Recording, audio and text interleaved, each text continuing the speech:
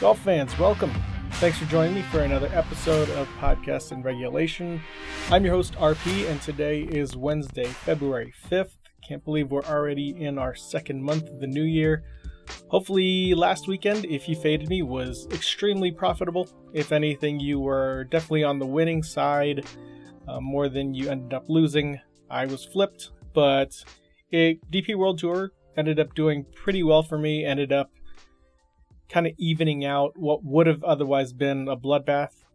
Did pretty well with that side of the betting, and the office pick of Patrick Cantlay worked out okay for me as well. Nothing great, but certainly did not live up to the expectations of what we had. Again, we were not even looking for a win, just looking to make up some ground from the prior week.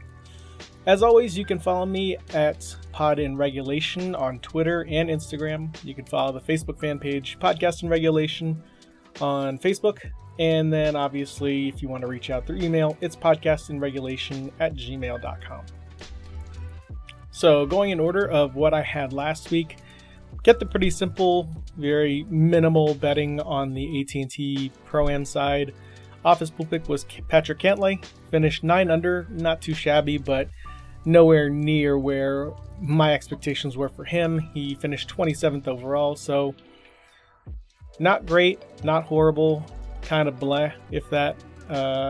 Expected a lot more out of him. Looking for just a top 10. Didn't feel like I was asking too much, but we ended up there, but we did end making points. So in a long season, week 2, I just take it as it is. He certainly wasn't going to be somebody I had put a lot of stock in come major time. So I think I mentioned that before. I like him. I like where he plays and how he plays, but at the same time, I don't know how much he has to get him over the top, get him over the hump to complete any one of the majors.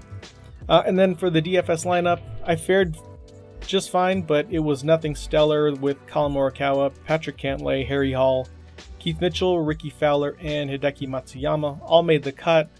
All played okay, but no one did well enough, other than Collin in day 1 and parts of day 2. Just kind of fell behind there. Cantlay up and down in that middle range, and then everyone else was in the 30s or maybe a little lower than that. So it was nice to see them all make the cut. I thought there'd be more moves come the weekend, but they pretty much settled into wherever they were going into round 3. So that was it for AT&T. I hope you guys, if you threw down any bets on that, hopefully profited well. Didn't catch a lot of that. Ended up watching a lot of the Hilton Grand Vacation, so let's just jump into that. If you're wondering, let's just get this over with. I went 0 for 9 on all of these picks. Some of them looked really promising day 1, but as always, things fluctuate, but they fluctuated in such a way that they ended up dropping me out of 3 potential wins on their final days, or there was one player who had a middle day that pretty much ruined the scorecard and any chances for me to cash in. So for the top 10 picks that I had put out there, we had Heiran Ryu. She finishes 5 under. What really hurt was the 75 on round 2. The rest of the week was pretty solid, but that score did her in. Then we had Cheyenne Knight, who started off really well, finished in the top 10, I believe, maybe even the top 8 after the first round, and she just could not sustain. She ends up finishing 1 under, and another kind of final day stumble. She finished 2 over for the day, so overall score was 1 under. And then Celine Boutier kind of fell out of the top 10, ended up right around, I think she was 14th or 15th at 5 under, and another round 4, kind of disappointing stop. It was 1 over for her. So those 3 looked fairly good and primed to finish the weekend strong, but just kind of faltered towards the end there. And then the top 5s didn't work out for me either. Our girl Ayaka Furue went even for the entire tournament, finished T25. And then Brooke Henderson, who was coming in with a strong case to continue to place in the top 5. Maybe that's my fault. I might have just jinxed her. She finished at T14 at 5 under. So yeah, 5 under for Celine and Brooke Henderson. And then the last 4 bets that obviously didn't hit were the to win straight up bets with Brooke Henderson at plus 1200. That was a miss. Celine Boutier plus 1200. Neither were really close, especially Brooke. Brooke was just kind of out of that one. She had a really good final day of 5 under. So to get there, she did really well. And then the 2 prop bets that I had, Ayaka Furue at a first round leader. That was a miss. She did finish top 10 though, so it was encouraging and it looked like that part would come through for the top 5, but just kind of slowly ended up descending down the list throughout the weekend. And then also took Ayaka Furue against Jin Young Ko, who absolutely surprised me, so I'm a big fan looking at her this week for Jin Young Ko. I know I faded her last week, but that was only because I didn't want to take her too early and really not see any returns and kind of look at it as a lost cause. But she looked fantastic. So she will definitely make her way somewhere on my board this week. And then last but not least, we will recap the Bahrain Championship picks. This is where this definitely softened the blow of what was coming through for those first 2 sections of the betting sheet. So we had a top 40 hit for both Joe Dean and Casey Jarvis. Joe Dean finishes T13 at 11 under, and then Casey Jarvis at T21 at 9 under. So didn't really have to sweat those. They both, well, especially Joe Dean, he got off to a really good start and just kind of maintained, which is really nice. Didn't have to sweat that at all. And then Casey just kind of middled and eventually was able to really not have me worry about it once I saw him right around the 8 under kind of range with a lot of the other players. And then as for the players in the top 30 that I took David Puig, finished T4, so he had a extremely good last day. Finishes 13 under. That's that last day really pushed him up there. I was actually thinking he wouldn't even make the top 30 by the end of round 3 when I had gone to bed. But it was a nice surprise to wake up to. So definitely take that. 0 complaints. One that kind of I wasn't expecting to miss the cut completely was Alejandro Del Rey. Missed the cut at 3 over, as well as Kaden Nakajima missing the cut at 7 over. Elvis Smiley was a void bet for me. He was a plus 200 for the top 30, and he pulled out, I think, the morning of with an injury.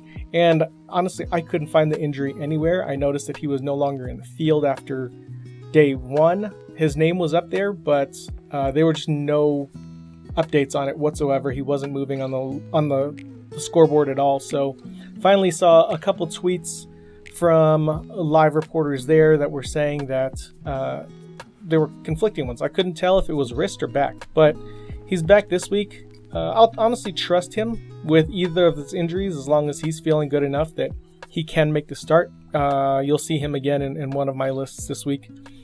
And then moving on to the top 20 pick, Scott Jameson was the only one.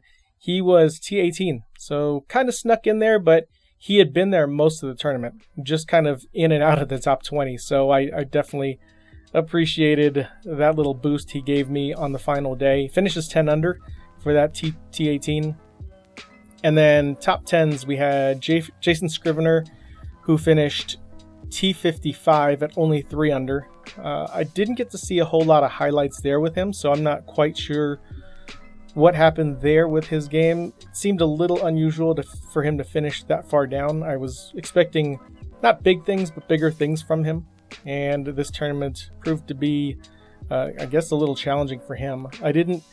Going through his scorecard, I didn't see any blow-up holes. It was just kind of an inconsistency, up and down kind of vibe throughout. But in terms of highlights, I didn't really see anything that would have given me any alarms and had me second guessing taking him in any sort of bet. And then last but not least, in the top 10, Laurie Cantor, which obviously he won in a 3-way playoff. Pablo Larrazabal and was it Dan Brown in the 3-way playoff? They both bogeyed the first hole, and with sudden death, Laurie Cantor came away with a birdie. So good win for him. I'm glad that was a really solid win for him. I did watch the highlights of that playoff, and I don't know if you call it masterful or just ice in his veins. Played the hole perfectly and came away with that birdie. So good on him. Thorbjorn Olesen that I took in the top 5 missed the cut completely. It was finished 4 over. And then the only prop bet I had for this was Patrick Reed to finish in the top 20 after round 1, and he just got off to a slow start and didn't really gain any momentum. Finished round 1 at 1 under. So nothing horrible, nothing spectacular either. Didn't really make any waves or make any noise. So I will gladly take this little bit of win to end up with, let's go on the table. I had a total of $163. That was before the voided bet of Elvis Smiley. So after the voided bet, the total on the table was $153.25. The payout total was $86.15. So overall, I lost $67.10.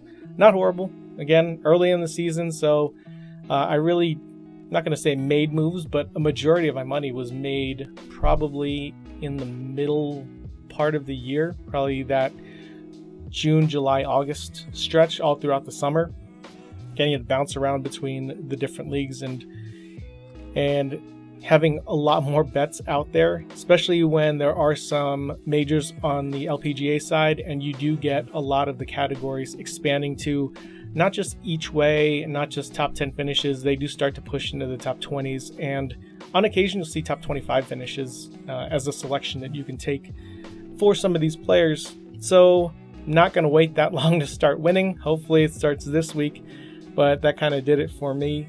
So the total bankroll now is looking at $1,121.78. And keep in mind, I do this for fun. Hopefully you are actually fading me right now, then you'd be definitely on the plus side of this. But if you're sticking it out with me, hey, we got a long season, so just sit tight. We're good. Coming into this weekend, it was 5-14 in terms of my record. After this weekend, I finished 6-24. Wait, that doesn't sound right. Oh, excuse me. I was 6-24 overall. I went 6-10. So that's how I came to that number. Honestly, not too bad. If anything, it's definitely a step in the right direction considering week 1. So we'll just look to build off of that. This week we have the Qatar Masters. We obviously have the Phoenix Open, and we have the Founders Cup, which did get moved from last year's venue to a new one. Let's start there. So LPGA, the Founders Cup. Get a quick little preview here of the Founders Cup, which has been moved a couple times. This time they are at the Bradenton Country Club down in Florida, which was a venue for the Drive On Championship last year.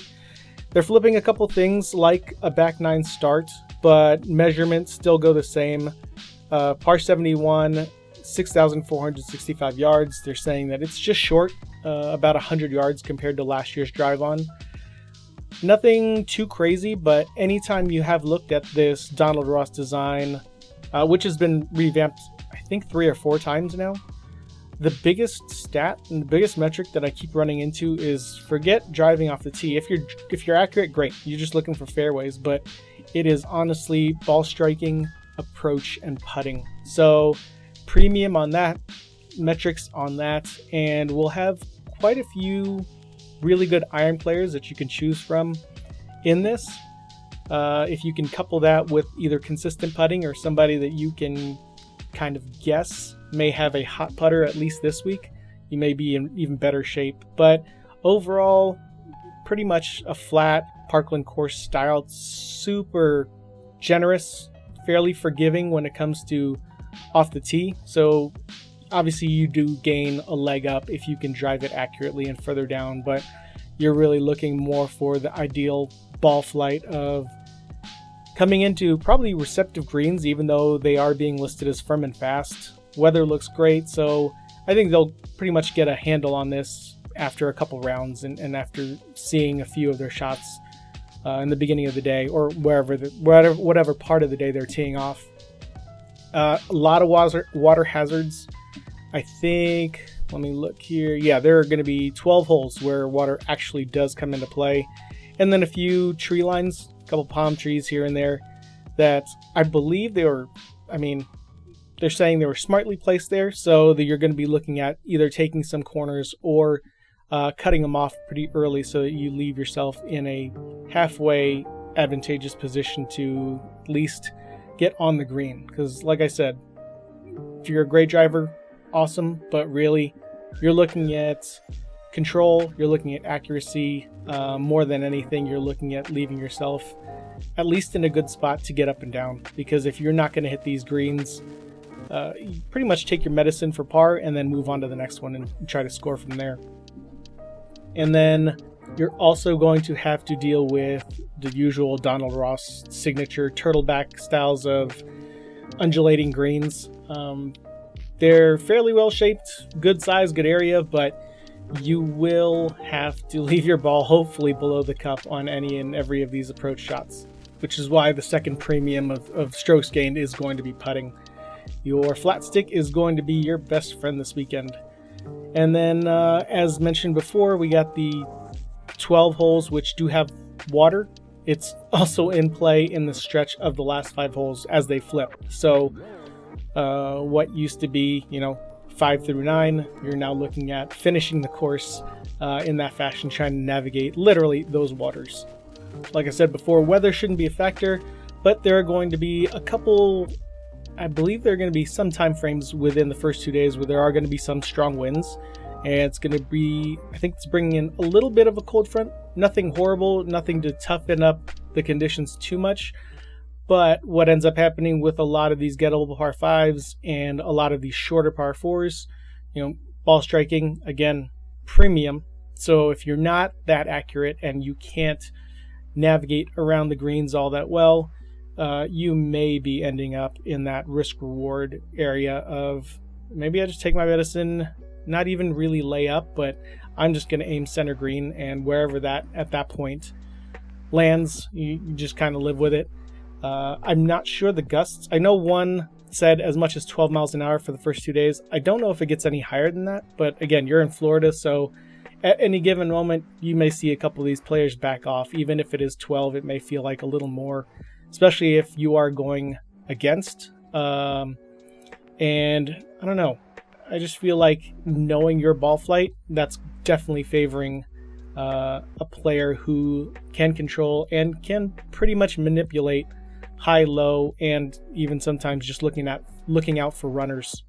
If we look at just the combination of what won last year and ended up in second and third place, Nelly won it last year. She was only 28th in approach, but she was still third in greens and regulation.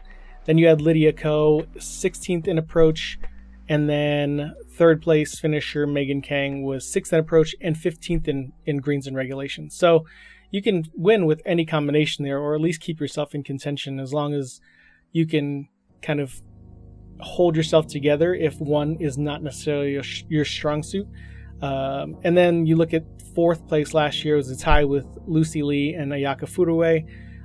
They were tied for fourth with their irons.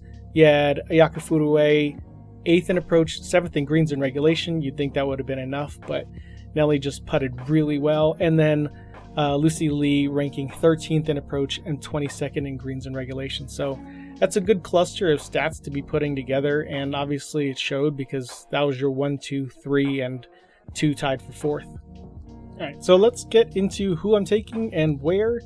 Make it nice and simple, nice and easy.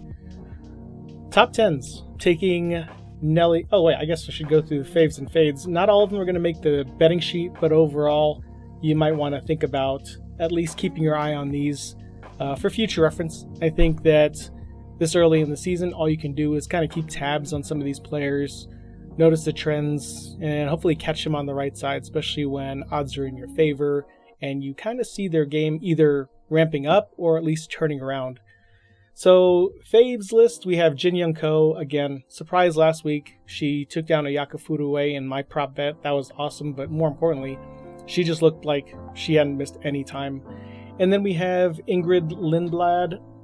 I wanted to bet on her for top 20, but this, on the 2 sites that I looked at, actually 3 sites that I looked at, it only goes as far as top 10s. So I had to stay away from her. If you can find it, I honestly believe that that's a great bet. Then I'm looking at Pajuri Ananarukarn, Miyu Yamashita, Jenny Bay, and then faves. It's a pretty short list, but some familiar names. Ayaka Furue, I'm not going to bet on this week. Love her, but I think this is one week where I'm going to stay away.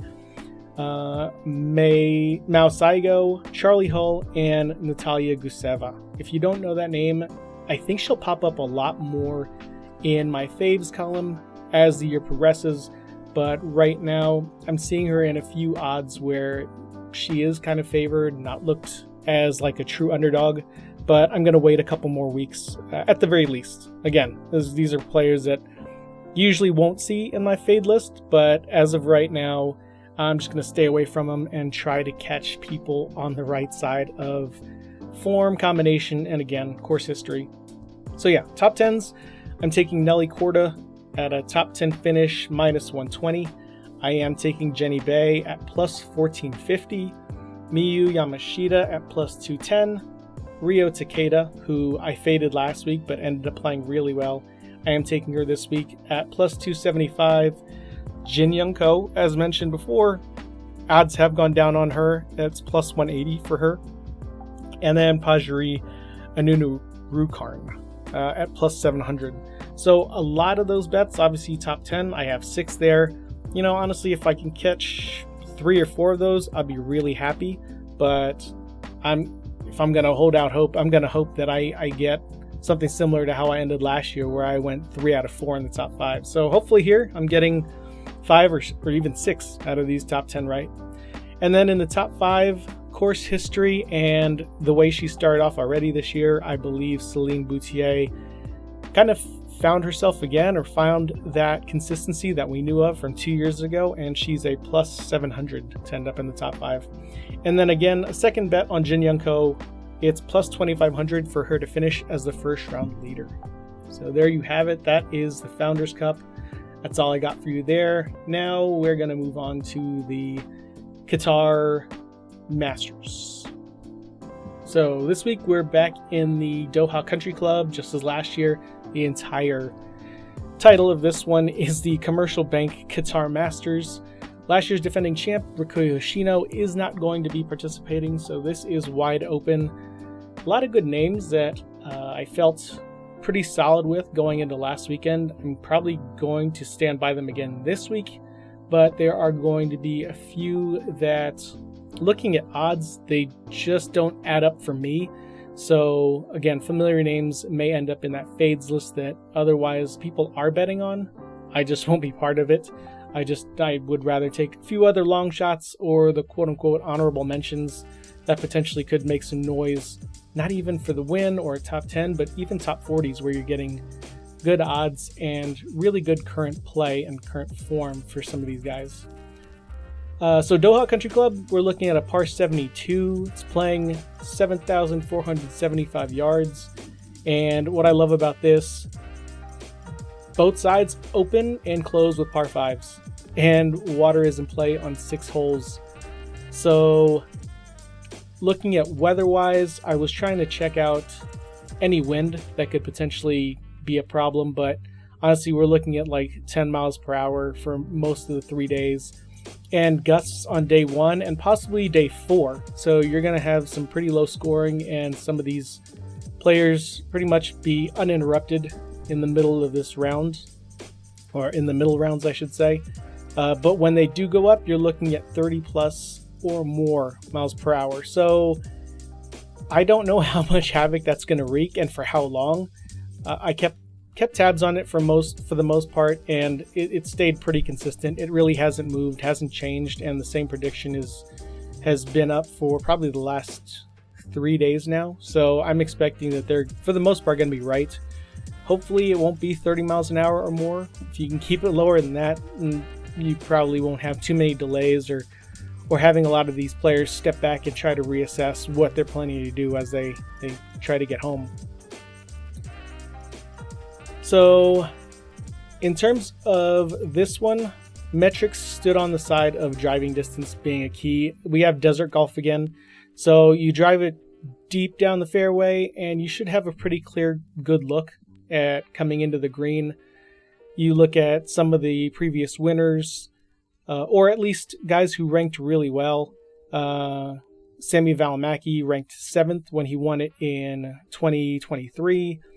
And then other winners before him, Ewan Ferguson, Justin Harding, Eddie Pepperell. You're looking at guys who were in 46th, 31st, 77th. And then last year, we had Rikuya, who's only ranked 33rd. But that Sami Välimäki definitely gave him that winning edge. He was not only driving it pretty deep there, he was also accurate. So that was kind of a big one there. You don't have to be, but it definitely helps. Again, similar to Desert Golf last week with the Bahrain Championship, you can miss left or right. There is quite a bit of grace on either side. So as long as you're not so far wayward in either direction, you should be able to, I'm not even call it make up, but you should be able to continue down the path of hitting greens in regulation, even if you're not hitting fairways in regulation.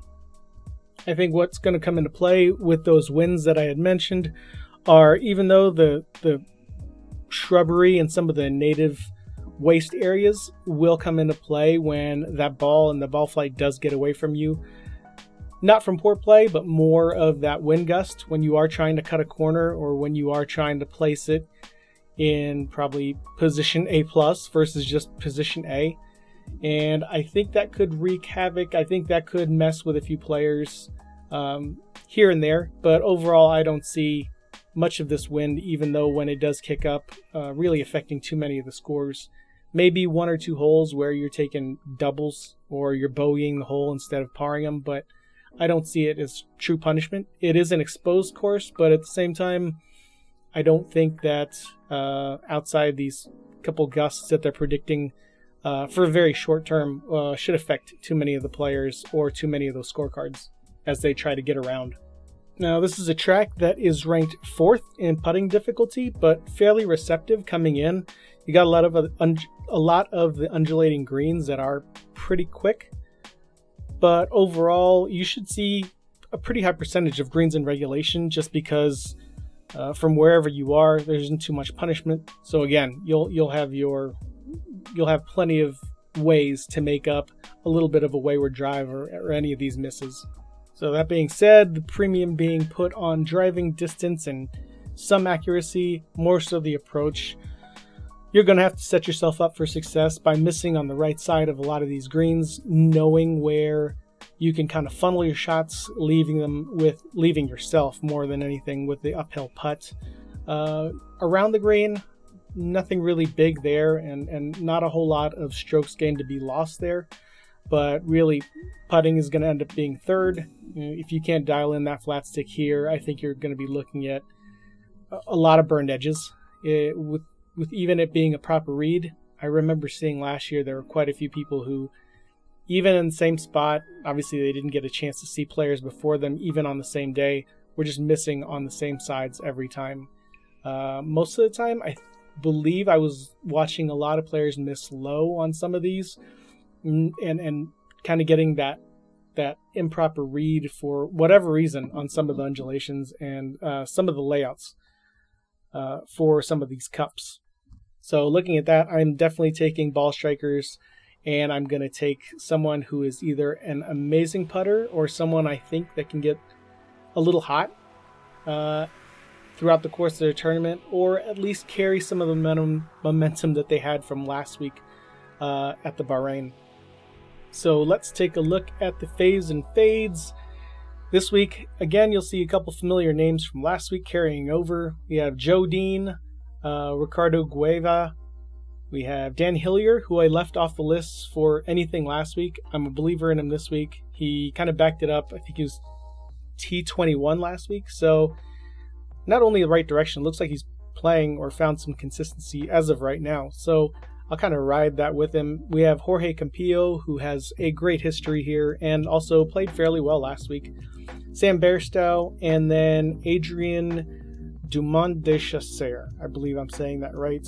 I've been a fan of his even last year, watching some of his play on the DP World Tour side, but now seeing him for that kickoff for him in that Bahrain, I think this may be a really good season for him overall. So I'm taking him early. I have zero problems taking him early. If I miss, I miss. But I love the game, love his approach. So we're going a little bit out on a limb, even though we have the smallest of sample sizes from last week. And then in the fades column, some people may not like this, but it is a Jordan Smith that has found his way on there. Not hating on him, not really going with anything but guts, because we hadn't really seen him in any of the highlights that I have looked at throughout all these first two, and even one more back of last year. I'm not sure where he's at yet, so I'm fading him strictly from, I guess, the current state. Don't know where he's at, so I can't really do anything with that. The only reason I put him in fades is because you see the odds in a lot of the bookmakers. He's pretty much up there to finish a top 5 or top 10, and I just don't trust it right now.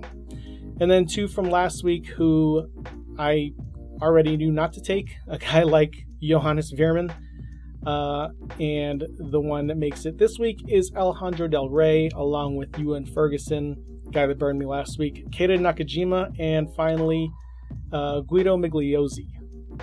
I know he played well here last year, kind of up and down, but overall performed really well on the Euro Tour, but not quite ready to take him this early this year. I honestly expect him to, for the most part, pick up where he left off last year.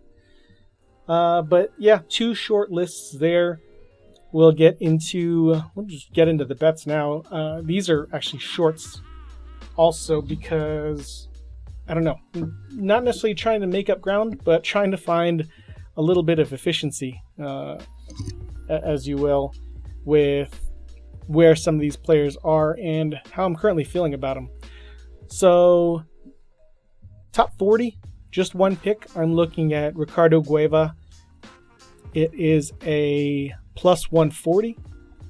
And then the guy who got hurt last week, Elvis Smiley, I'm taking in the top 30 at plus 275. I still have faith there. Injury, I couldn't care less about right now, unless I start seeing a trend of him ending in the 40s or 50s. But outside of that, I don't think it was so serious. I think, if anything, he was trying to conserve himself, not hurt himself any further, and get ready for the week after for this Qatar Masters.